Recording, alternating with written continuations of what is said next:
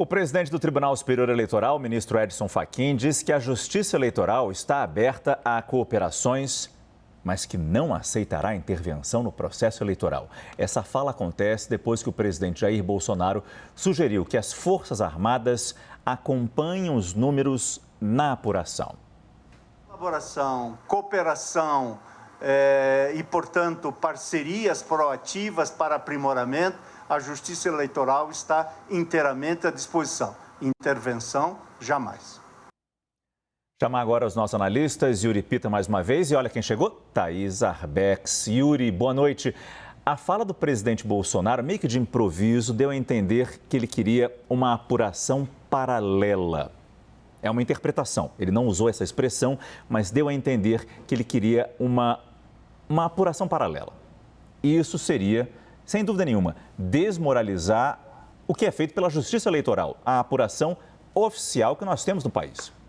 E mais do que isso, Márcio, além de colocar em xeque a apuração, a credibilidade, a lisura da apuração realizada pelo Tribunal Superior Eleitoral, também há uma visão que permeia a política na história brasileira, republicana, né? Desde a proclamação da República até mesmo depois de superar a ditadura militar, mas ainda voltando a essa ideia de que os militares poderiam ter algum poder de tutela sobre o sistema político brasileiro, o que é muito nocivo e contradizente com um Estado democrático de direito, que é o que o Brasil pactuou com a redemocratização de 85 e com a Constituição Federal de 1988. É uma visão passadista achar que cabe às Forças Armadas adotar qualquer tipo de tutela sobre o sistema político. E por isso que a gente viu reações dos representantes dos chefes dos poderes representados no Congresso Nacional, tanto da Câmara quanto do Senado, e por isso que a gente viu que os dirigentes de partidos políticos foram contra, no ano passado, a aprovação da PEC do voto impresso e não entram nesse tipo de discurso quando o presidente Jair Bolsonaro adota esse tipo de postura.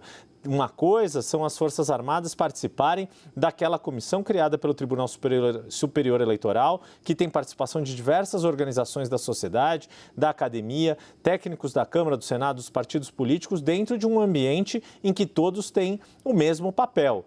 Colocar as Forças Armadas num papel superior a esse, de fiscalização, de tutela de uma instituição como o Tribunal Superior Eleitoral, aí sim é onde entra essa explicação da fala do atual presidente do TSE, o ministro Edson Fachin, que essa interferência e ingerência não cabe num Estado democrático de direito. Repetindo as palavras dele, né, Thaís? Intervenção, jamais. Boa noite, Thaís. O ministro Edson Fachin já tinha passado esse recado nesse tom?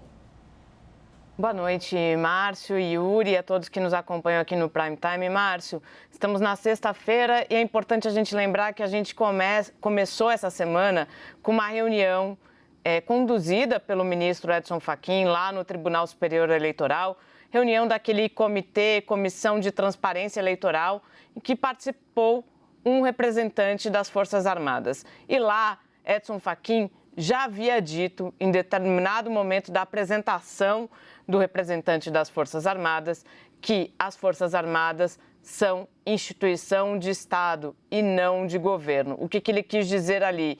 Quis dizer que as Forças Armadas, assim como os outros representantes dessa comissão, estão ali para contribuir com o processo eleitoral e que sim, ao abrir essa comissão, a instalar essa comissão, o que quer o Tribunal Superior Eleitoral, quer dar transparência ao processo eleitoral, quer trazer novas figuras ao processo eleitoral, quer aperfeiçoar o nosso processo eleitoral.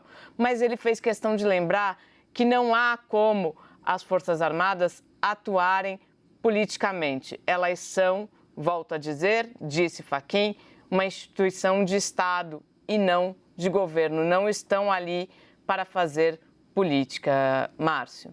Obrigado, Thaís. Obrigado, Yuri. Até daqui a pouco.